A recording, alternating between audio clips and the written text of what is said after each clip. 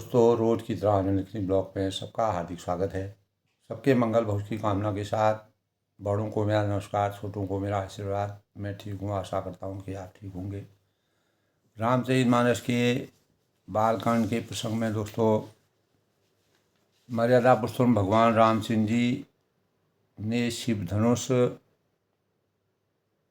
जिसे पिनाक भी कहा जाता है, तो सीता स्वयंवर में शिव धनुष को तोड़ कर सीता का विवाह रचाकर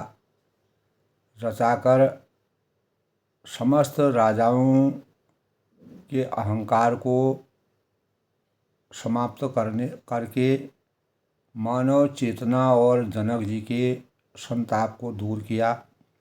शिव धनुष भगवान शिव का था, जिसे यानी देवों के देव शिल्पी विश्वकर्मा जी ने बनाया था। और सीता स्वयंवर राजा जनक की घोषणा में सीता जी का विवाह, सीता स्वयंवर में राजा जनक ने इस प्रकार का संकल्प लिया था कि जो इस शिव धनुष को, यानी 100 किलो के आसपास का यह धनुष था, इस धनुष को तोड़ने में जो समर्थवान होगा उसी के साथ सीता का स्वयंवर होगा। तो भगवान राम ने जब कोई भी राजा धनुष को तोड़ने में कामयाब नहीं हुए, तब भगवान राम ने अपने बल से, अपने शौर्य से और परमात्मा के रूप में अवतरित मानव रूप में श्री राम ने धनुष को प्रणाम किया। विश्वामित्र जी की आज्ञा के बाद जैसे ही आज्ञा प्राप्त हुई, भगवान ने शिव धनुष को प्रणाम किया और उसे उठाया और चढ़ाया। प्रत्यंचा चढ़ाते ही धनुष टूट गया। तो श्री राम ने सीता के से विवाह की रचना संपूर्ण की। जनक जी के जो उनका संकल्प था उसको परिपूर्ण किया। इसके बाद आगे की रचना का प्रारंभ हुआ। इसी बीच में शिव जी के अनन्य भक्ति परशुराम जी का प्रवेश हुआ। तुलसीदास ने श्री राम के धनुष टूटने का जो वर्णन, कब उसको उठाया, कब चढ़ाया और खींचा, इसका बड़ा ही अद्भुत और रहस्यमय वर्णन रामचरितमानस के बालकांड में किया है।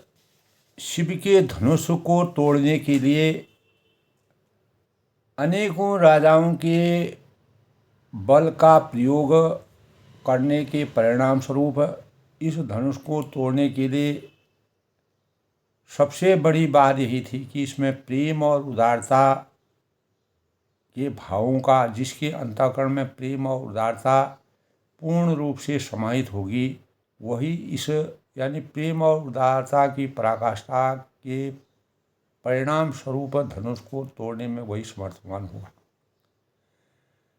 तो इस धनुष का जो वजन था दोस्तों 2000 पल यानी 100 किलो के आसपास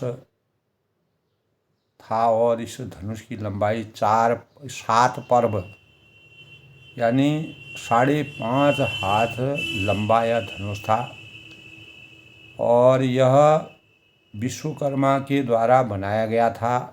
ब्रह्मा जी ने विश्वकर्मा को अनेक प्रकार की कलाओं को बनाने के लिए इस सृष्टि में विश्वकर्मा जी का अवतरण हुआ था। तो इसी के अनुसार जब धनुष को तोड़ने के बाद विश्वामित्र जी को प्रणाम करके राजा जनक ने आगे की भूमिका कैसे बनाई जाए, कैसे राजा दशरथ के पास सूचना भेजी जाए। तब तिमि सुख संपत्ति बिनहि बुलाई, धर्मशील पहि जाय सुभाई, तुम गुरु विप्र धेनु सुर सेवी, तिस पुनीत कौशल्या देवी। यानी जैसे ही सुख और संपत्ति के बिना ही बुलाए स्वाभाविक ही धर्मात्मा पुरुष के पास जाती है, तो तुम जैसे गुरु ब्राह्मण गाय और देवता सेवा करने वाले हो, वैसी पवित्र कौशल्या देवी है। यानी तब कौशल्या जी और दशरथ जी के आचरण के बारे में जो सेवक भेजे गए थे अयोध्या में, उन सेवकों ने भगवान राम और लक्ष्मण की वंदना की और उनके कार्यों की सराहना की। धनुष टूटने की बात सुनकर परशुराम जी क्रोध भरे आए थे। उन्होंने बहुत प्रकार से आँख दिखलाई। अंत में उन्होंने, यानी यह दशरथ जी से वह सेवक दूत कहते हैं, उन्होंने श्री राम जी का बल देखकर उन्हें अपना धनुष दे दिया और विनती करके और तब परशुराम वन को यानी वन को चले गए। तो जब राजा दशरथ पूर्ण वृत्तांत पूछते हैं कि सीता का स्वयंवर कैसे हुआ, और तब वह दूत जो है संदेशक जो जनक जी के द्वारा भेजे गए थे, तब उन्होंने कहा, हे राजन, राम अतुल बल जैसे तेज निधान लखन पुनित ऐसी। जिस प्रकार भगवान राम अतुलनीय बल की प्रमाण है, वैसे ही तेज निधान लक्ष्मण जी भी हैं, जिनके देखने मात्र से राजा लोग ऐसे काँप उठते थे। काँपहि भूप बिलोकत जाके, जिमें गज हरि किशोर के ताके। जैसे हाथी सिंह के बच्चे को ताकने के बाद भी डर जाते हैं। यद्यपि भगवान राम और लक्ष्मण का शरीर और राजाओं के शरीर से बहुत ही छोटा था, लेकिन अद्भुत छवि थी। तब हे देव आपके दोनों बालकों, तब वह दूत भगवान राम और लक्ष्मण की राजा दशरथ के साथ संदेश ले जा करके, पाती ले जा करके उनका वंदन करते हैं, नमन करते हैं, उनके बारे में अनेक प्रकार के शुभ विचारों का मंथन करते हैं, और जिससे दशरथ जी के अंतःकरण में सुख की अनुभूति हो। और आँखों के नीचे कोई आता ही नहीं था, उन्हीं का दर्शन होता था, वही दिखते थे। तो प्रेम प्रताप और वीर रस में पकी हुई दूतों की वचन की जो रचनाएं थीं, सबको बहुत ही प्रिय लगी, आनंद करने वाली थी, हृदय में सुख की अनुभूति हुई। तो सभा सहित राजा दशरथ जो है प्रेम में मग्न हो गए, और दूतों को, जिन भगवान राम और लक्ष्मण को विश्वामित्र की सेवा और भक्ति और यज्ञ की रक्षा करने के लिए उन्होंने भेजा था, बहुत समय हो गया था, राजा दशरथ ने अपने पुत्रों को नहीं देखा था। तो दूतों को निछावर करने लगे। इस प्रकार की शुभ सूचना ला करके जब दूत आए, उन्हें निछावर देते देखकर यह नीति विरुद्ध है, तब वह कहते हैं, ऐसा कहकर दूत अपने हाथों कान मूंदते हैं। धर्म को विचार कर उनका धर्मयुक्त बर्ताव देखकर सभी ने सुख का आभास किया। तब उठी भूप वशिष्ठ कहूँ, दीन पत्रिका जाय अंततो गत्वा। कुल गुरु वशिष्ठ जो दशरथ जी के कुल के गुरु थे, और कोई भी कार्य करने से पहले बिना गुरु की आज्ञा के कोई भी कार्य आगे को संपन्न नहीं होता था। तब राजा ने उठकर वशिष्ठ जी के पास जाकर उन्हें पत्रिका दी। जनक जी ने जो पत्रिका संदेशकों के द्वारा भेजाई थी, और आदरपूर्वक दूतों ने बुलाकर सारी कथा गुरु जी को सुनाई। तब वशिष्ठ जी को पूरा शुरू से लेके अंत तक का पूरा दृष्टांत वृत्तांत बताया। तब इस समाचार को सुनकर वशिष्ठ जी के अंतर्ग्रह में भगवान राम और लक्ष्मण के प्रति जो साकार भावों का अवतरण हुआ, सुनि बोली गुरु अति सुख पाई, पुण्य पुरुष कहूँ मही सुख छाई, जिम सरिता सागर मोह जाई, यद्यपि ताहि कामना नाही। यानी ऐसा लग रहा था कि सब समाचार सुनकर अत्यंत सुख पाकर गुरु वशिष्ठ बोले, जो पुण्य आत्माएं होती हैं, जो आदर मान सम्मान के पात्र होते हैं, जिनको जिनको प्रभु की कृपा होती है, जो प्रभु के रूप में मानव रूप में लोक कल्याण के लिए विराजित हुए हैं, यानी वो पुण्यात्मा पुरुष के लिए इस धरती पर, इस सृष्टि पर, इस संसार महानाट्यशाला में सुखों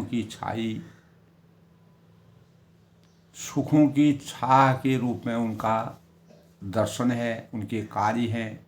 जैसे नदियाँ, अनेकों नदियाँ, तरह तरह की नदियाँ समुद्र में जाकर समा जाती हैं। यद्यपि समुद्र को नदी की कामना नहीं होती है, क्योंकि समुद्र अपने आप ही एक एक नदी करके समुद्र बनता है। लेकिन अंततोगत्वा वही नदियाँ जिस प्रकार तो भगवान राम के छोटे छोटे कार्य की प्रेरणा से जिस प्रकार से मानव चेतना जगी, तब कहा है तिमि सुख संपत्ति बिनहि, बुलाए धर्मशील पहि जाय सुभाए, तुम गुरु विप्र धेनु सुर सेवी, तिस पुनीत कौशल्या देवी। तब वशिष्ठ जी जो है दशरथ जी से कहते हैं कि वैसे ही सुख और संपत्ति बिना ही बुलाए स्वाभाविक ही धर्मात्मा पुरुष के पास जाती है, जो धर्म और नीति के पुजारी होते हैं। तुम जैसे गुरु और ब्राह्मण, गाय और देवता सेवा करने वाले हो, वैसी पवित्र कौशल्या देवी हैं।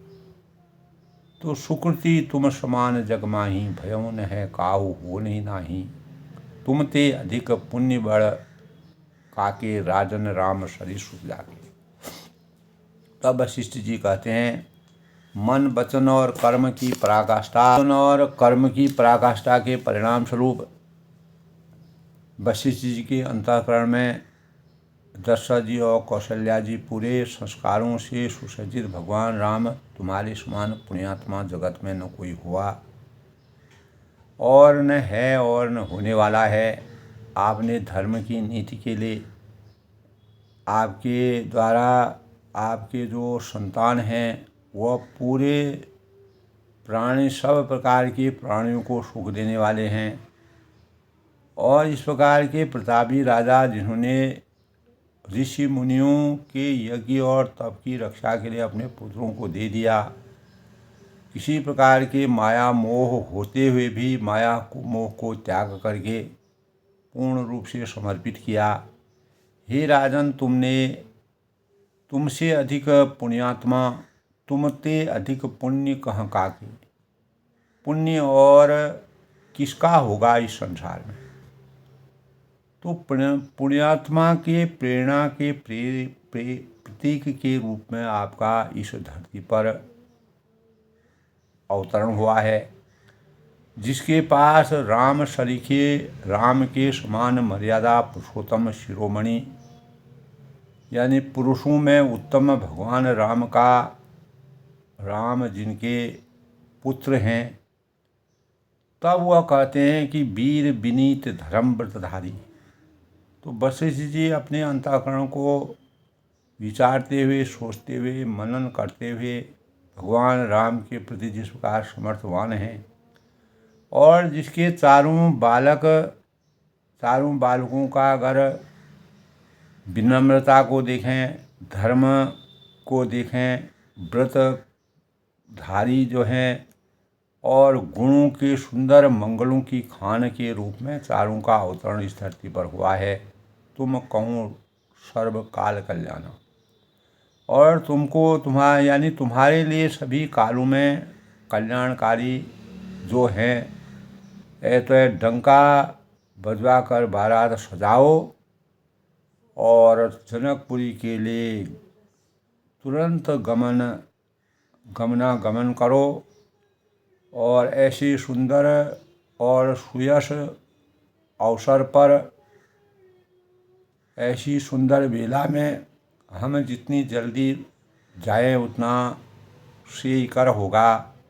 यही जब वशिष्ठ जी ने अपने मनसा वाचा कर्मणा से अपने भावों को भगवान राममय बना करके राजा दशरथ जी के अंतःकरण में अपार सुख की अनुभूति का संचार किया। चलऊँ बेग सुनि गुरु वचनों भले नाथ सिर नाहि।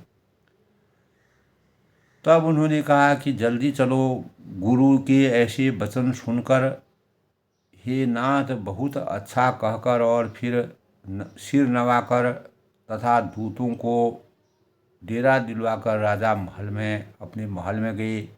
महल में तैयारियां होने लगी, अनेक प्रकार के घोड़े रथ हाथी सजाए लगे, बारात की तैयारी होने लगी। भगवान राम के साक्षात दर्शन के लिए पूरा अवध यानी जनक नगरी का सौंदर्य इस समय अवध, वहाँ जहाँ राम निवास हो, भगवान राम जहाँ जनकपुरी पर है वहाँ अवध का जैसा वातावरण बन गया है और अनेकों प्रकार से सजावटें हो रही हैं। परिणाम स्वरूप यानी नीलमणि को कोर कर अत्यंत सुंदर आम के पत्ते बनाए गए, सोने के बौर, आम के फूल, रेशम की डोरी से बंधे हुए पत्ते, पन्ने और फलों के गुच्छे सुशोभित इस प्रकार की आकृति जहाँ तहाँ बना दी गई। ऐसे सुंदर और उत्तम बंधनवार बनाए मानो कामदेव भी उसके सामने कामदेव की शोभा विहीन हो जाते हैं।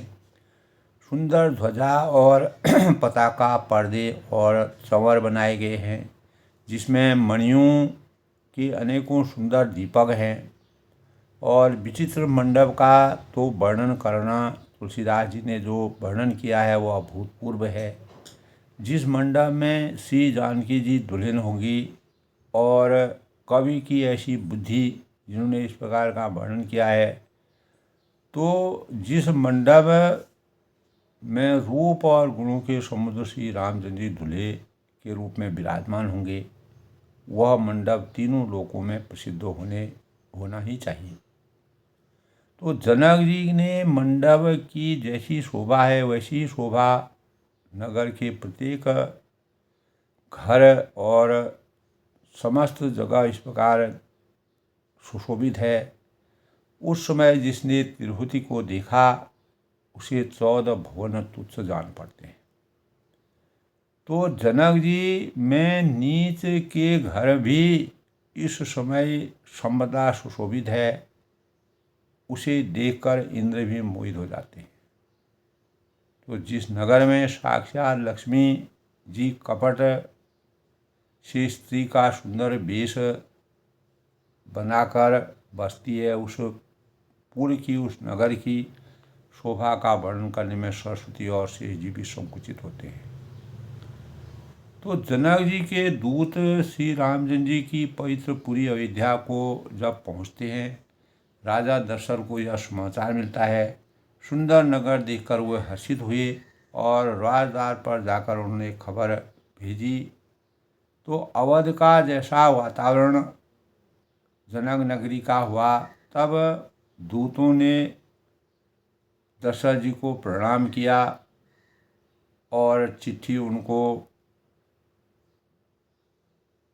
प्रसन्न होकर राजा के लिए स्वयं उठकर वहाँ पर पत्र प्राप्त किया और चिट्ठी बाँचते समय उनके नेत्रों में जल, प्रेम और आनंद के आंसू छलके, शरीर पुलकायमान हो गया और छाती भर गई।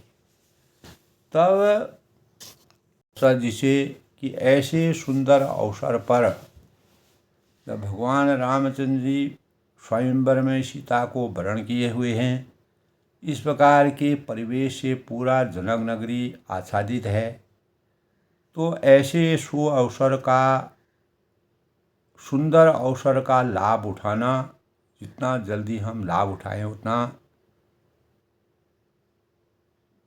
हमारे यानी राम के स्वरूप का साक्षात दर्शन और उनको दूल्हा और दुल्हन के रूप में हम देखेंगे।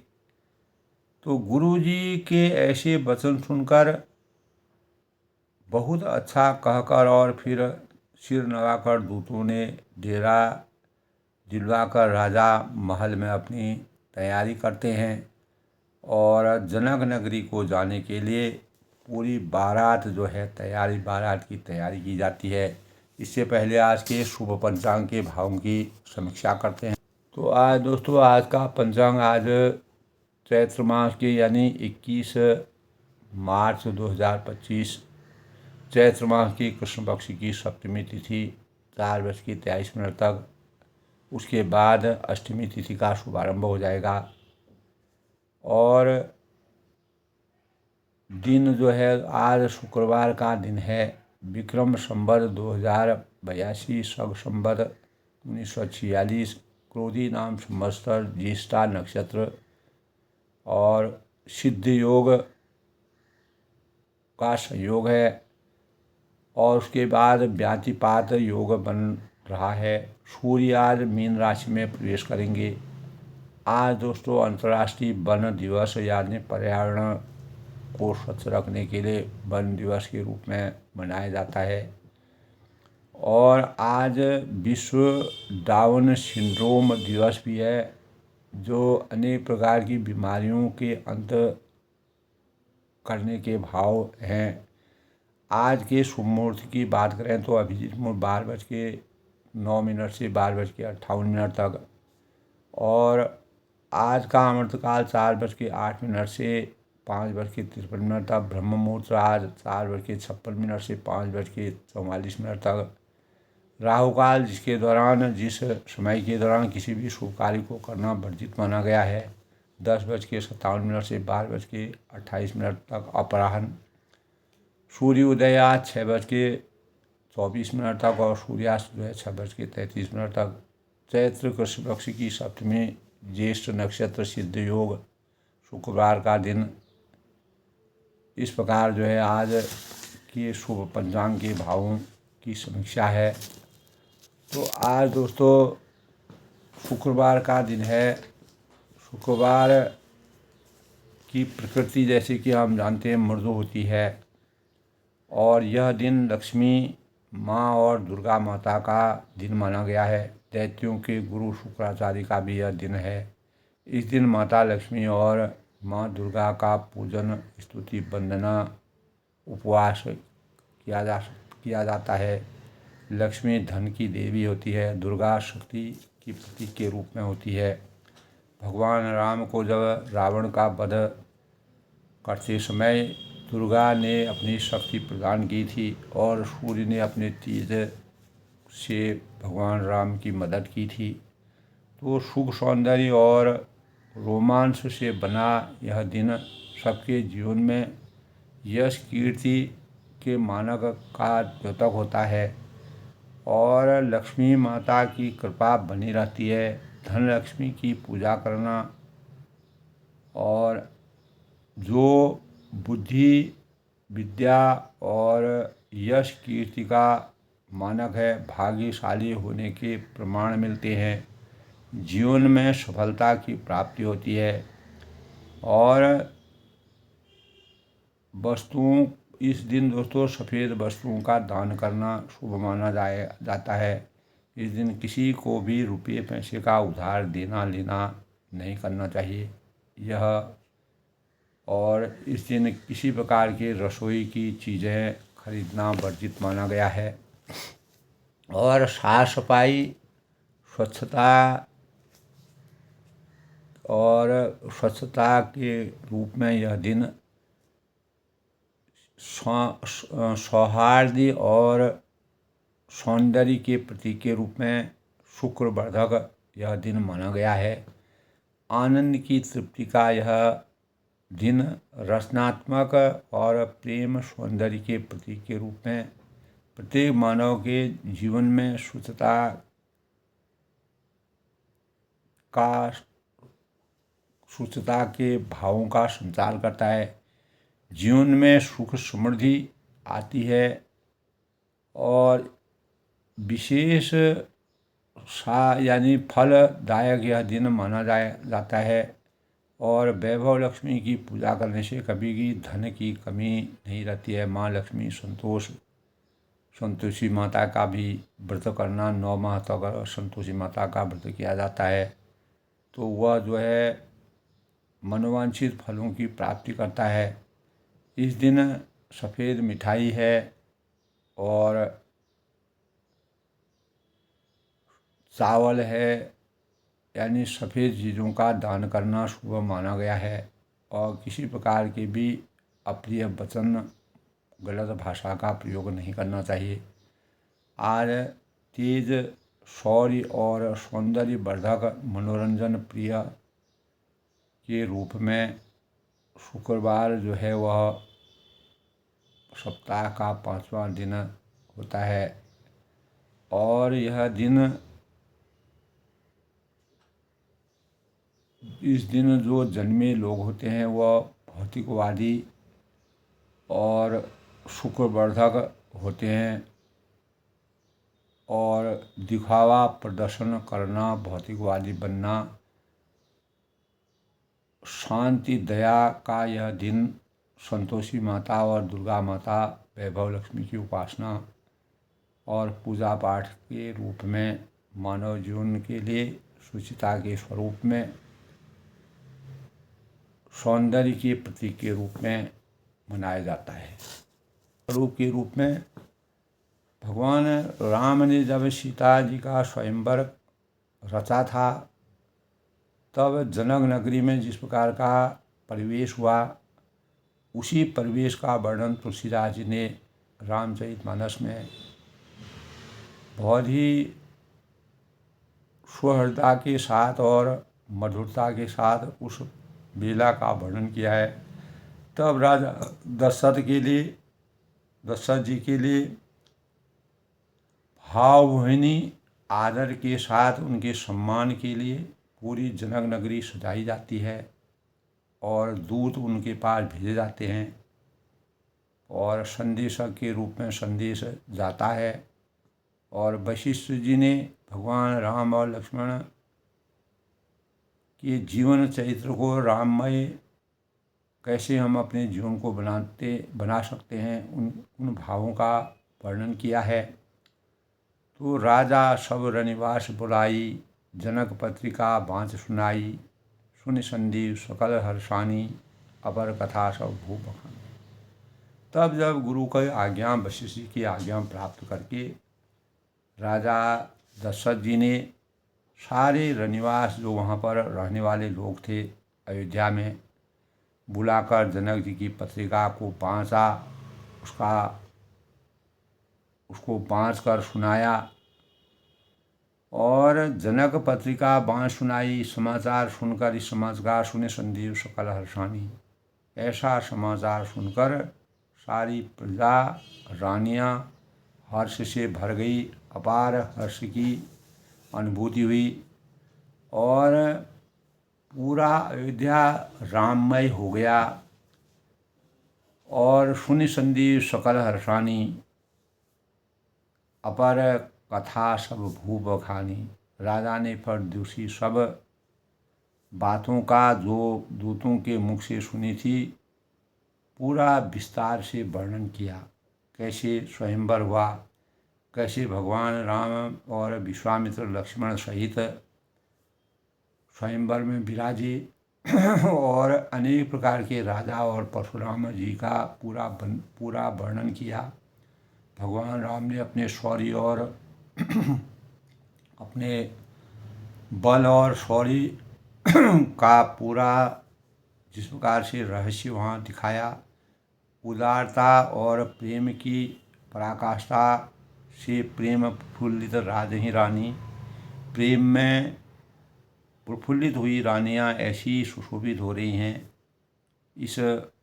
इस वर्णन को सुन करके मनो शिखनी सुनी बारिद बानी, ऐसा लग रहा है कि जैसे मोरनी बादलों की गरज सुनकर प्रफुल्लित हो जाती है।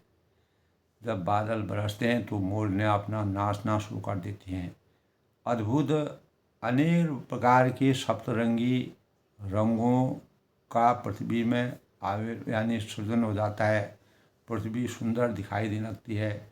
इसी प्रकार रानियों के जीवन में भी अपार सौंदर्य का स्वरूप जागा और मुदित आशीष देव गुरु नारी और सब बड़ी बूढ़ी अथवा गुरुओं की स्त्रियां प्रसन्न होकर आशीर्वाद दे रही हैं, भगवान राम का स्मरण कर रही हैं, साक्षात उनके दर्शन कर रहे हैं और माताएं अत्यंत आनंद से मग्न हो जाती हैं, क्योंकि जनक नगरी में भगवान राम का विवाह संपन्न होगा। तब पूरे बारात के साथ राजा दशरथ सभी रानियों के साथ पूरी प्रजा के साथ वहाँ पधारेंगे।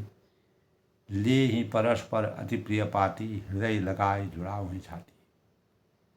तो उस अत्यंत प्रिय पत्रिका को आपस में लेकर सब हृदय में लगाकर छाती से लगाते हैं। राम लखन कह कीरति करनी, 12 बार भूप पर बढ़नी।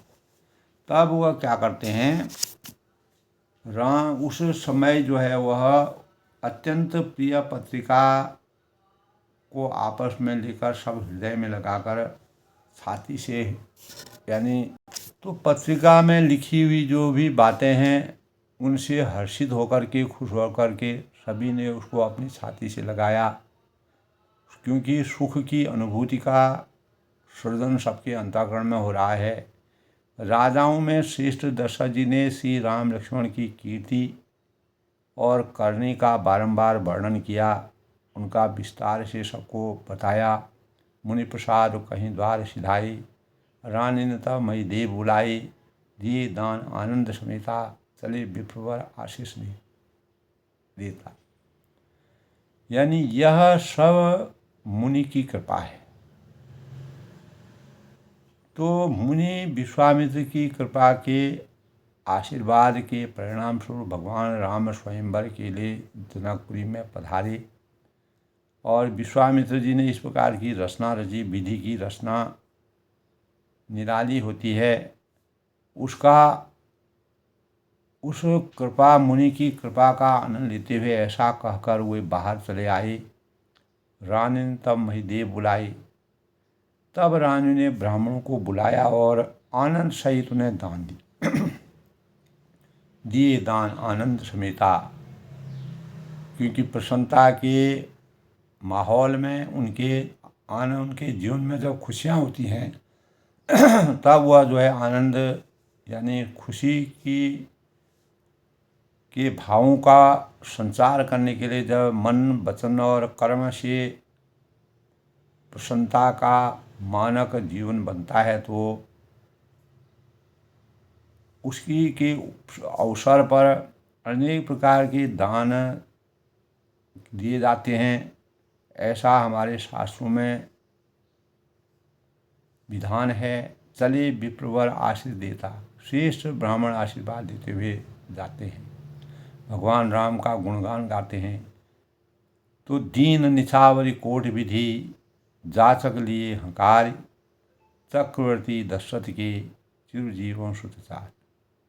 तब वह उनको आशीर्वाद देते हुए कहते हैं कि फिर भिक्षुओं को बुलाया, करोड़ों प्रकार की निछावरें उनको दी, क्योंकि धन संपदा की कोई कमी नहीं थी। रामराज बैठे त्रिलोका, हर्षित भये गए सब शोका। चक्रवर्ती महाराज दशरथ जी चारों पुत्र चिरंजीवी हो की कामना करते हैं। कहत चले पहिरे भटनाना, हर्ष हने गहरारे निशाना। तो यूं कहते हुए वे अनेकों प्रकार के सुंदर वस्त्र पहन कर चलते हैं। आनंदित होकर समाचार सब लोगन पाए। नगाड़े बजाते हुए बड़े जोर से नगाड़ों पर चोट लगाते हैं। लागे घर घर होन बधाई। सब लोगों ने जब वह समाचार पाया तब घर घर बधाई बजने लगती हैं। भुवन चार दस भरा उत्साह, और 14 लोकों में उत्साह भर गया। अपार आनंद की अनुभूति हो गई। जनक सुता रघुवीर विवाह, श्री रघुनाथ जी का विवाह होगा। ऐसे दर्शन का या इस प्रकार के साकार दर्शन को हम कर पाएंगे और सुनी शुभ कथा लोग अनुरागे। यह शुभ समाचार पाकर लोग प्रेम मग्न हो जाते हैं, अनुरागित हो जाते हैं और मग ग्रह गली संवारने लागे और वह रास्ते घर और गलियों को सजाने लगते हैं। पूर्ण स्वच्छता के भावों का यानी समर्पण की भावना सबके अंतःकरण में जागती है, विराजमान होती है। यद्यपि अवध सदैव सुहावनी, यानी यद्यपि अयोध्या सदा सुहावनी है, क्योंकि अवध वहाँ जहाँ राम निवासु, और रामपुरी मंगलमयी पावनी, क्योंकि वह सीता श्री रामचंद्र की मंगलमयी पवित्र पुरी है जहाँ भगवान ने जन्म लिया है। उसका कभी भी रूप हमेशा वह आनंद की मंगलों की मूर्ति है। कनक कलश तोरण मणिजाला, और सोने के कलश तोरण मणियों की झालरें, हरद दूब दधि अक्षर माला, हल्दी है, दूब है, दही है, अक्षर और मालाओं से पूरा चारों ओर शुभ संकेतों से आच्छादित किया गया। मंगलमय निज निज भवन, जोगन रचे बनाए, बीथी सींची चतुर्सम, चौके चार पुरा। तब तुलसीदास जी ने इस प्रकार का वर्णन किया है दोस्तों कि लोगों जो अवध के वासी थे, लोगों ने अपने अपने घरों को सजाकर मंगलमय बना लिया और रानियों को चतुर सम से सींचा और द्वारों पर सुंदर चौक बनाए गए। चौकों को पुराया गया। चंदन, केसर, कस्तूरी और कपूर से बने हुए एक सुगंधित यानी द्रव को चतुर्सम कहते हैं। जो सुगंधित द्रव्य होता है वह उसको द्रव को जो है चतुर्सम कहते हैं। उससे पूरा सजाया गया। जहाँ तहाँ जूथ जूथ मिली भामिनी, और बिजली की सी क्रांतिमयी बिजली जिस प्रकार से चमकती है, चंद्रमुखी हरिण के बच्चों से नेके नेत्र वाली सजी नव सप्त सकल दुधि दामिनी, जिस प्रकार हिरणों के बच्चे से के समान नेत्र वाली हिरण के बच्चे के नेत्र बहुत ही सुशोभित होते हैं, अच्छे लगते हैं, सुंदर दिखने वाले होते हैं। तो ऐसे इस छवि को देखकर के सुंदर रूप वाले कामदेव की स्त्री रति भी अभिमान को छुड़ाने वाली है, यानी उनका अभिमान हमेशा के लिए समाप्त हो जाता है। विदु बदनी मृग शावक लोचनी, और सुहावनी स्त्रियां सभी 16 श्रृंगार सजाकर 16 श्रृंगार जब स्त्रियां करती हैं तो जहाँ तहाँ झुंड की झुंड दिखाई देती हैं। ऐसे सौहार्दमय सौंदर्यमय आभा को देखकर कि पूरा अवधमय जगमगाता है, आनंदित होता है, सुख की अनुभूति होती है। गावहीं मंगल मंजुल वाणी, मनोहर वाणी से तुलसीदास जी ने जब भगवान राम की के विवाह में दशरथ अपनी प्रजा सहित रानियों सहित जनक नगरी के लिए प्रवेश करने की शुरुआत करते हैं, तो उस दृश्य का वर्णन उन्होंने कहा है कि गावहीं मंगल मंजुल वाणी, मनोहर वाणी से मंगल गीत गा रही हैं। सुन कल रव कंठ लजानी, इनके सुंदर स्वर को सुनकर कोयलें भी लजा जाती हैं। कोयल मधुर वाणी बोलती है और वाणी की मिठास सरस्वती माँ के समान कोयल की वाणी कहलाती है। भूप भवन की बजाय बखाना, राजमहल का जो सौंदर्य है, जो वर्णन है, कैसे किया जाए। तुलसीदास जी कहते हैं कि अद्भुत स्वरूप वहाँ का था। विश्व विमोह रचो बिताना, जहाँ विश्व को विमोहित करने वाले, पूरे संसार को मोहित करने वाला मंडप बनाया गया है। उस मंडप की अद्भुत छवि का वर्णन करने में तुलसीदास जी पीछे रह जाते हैं। तो मंगल दिव्य मनोहर नाना, राजत बाजत विपुल निशाना। अनेकों प्रकार के मनोहर मांगलिक पदार्थ शोभित हो रहे हैं। राजत बाजत विपुल निशाना, और बहुत से नगाड़े बज रहे हैं। कतौ बरिद बंदी उच्चरही, और भाड़ है, वृंदावली है, कुल कीर्ति का उच्चारण कर रहे हैं। अनेक प्रकार के रघुकुल रीत सदा चलाई, प्राण जाय पर वचन जाई। कतौ वेद धुनि भूषण करही, और वेद ब्राह्मण जो है वेद ध्वनि के अनुसार अपने मधुर वाणी से वेदों का उच्चारण कर रहे हैं। गावहीं सुंदर मंगल गीता, सुंदरी जो स्त्रियां हैं श्री राम जी और सीता जी का नाम लेकर, उनके पावन और मधुर और सुरम्य नाम को लेकर मंगल गीत गा रही हैं। सुचिता के भावों का संचार करके, और ले ले राम नाम राम और सीता, उस राह पर, उस रास्ते पर भगवान राम और सीता का नाम सर्वत्र विराजमान है। महल अत्यंत ही छोटा है, बहुत उछाव भवन अति थोड़ा, मानो उमग चला झोंगोरा। इससे उनमें न समाकर मानो वह उत्साह आनंद चारों ओर उमड़ गया है, चारों ओर फैल गया है। इस प्रकार के रहस्य को, दृश्य को देख करके तुलसीदास जी ने जो अलौकिक अद्भुत सौंदर्यमय वर्णन किया है, वह साकार स्वरूप के रूप में प्रत्येक मानव के अंतःकरण में भगवान राम के प्रति जो आदर और सौहार्द की भावना का समावेश होता है, उसे प्रत्येक मन जो है ध्रुवित हो जाता है। तब तुलसीदास जी कहते हैं कि शोभा दशरथ भवन कई, वो कभी बरने पार। यानी अभी बारात गई नहीं है, बारात जाने से पहले अवध नगरी को इस प्रकार से सुशोभित किया जाता है। दशरथ जी के महल की शोभा का वर्णन उस समय करना, कोई भी कवि उस वास्तविक वर्णन को करने में समर्थवान नहीं हो सकता है। तुलसीदास जी ने इस प्रकार का वर्णन किया है। जहाँ सकल सुर शीश मणि रामलीन अवतार, जहाँ समस्त देवताओं के शिरोमणि ब्रह्मा विष्णु महेश, जिनकी रात दिन सेवा, जिनकी सेवा में रत रहते हैं, रामचंद्र ने अवतार लिया है।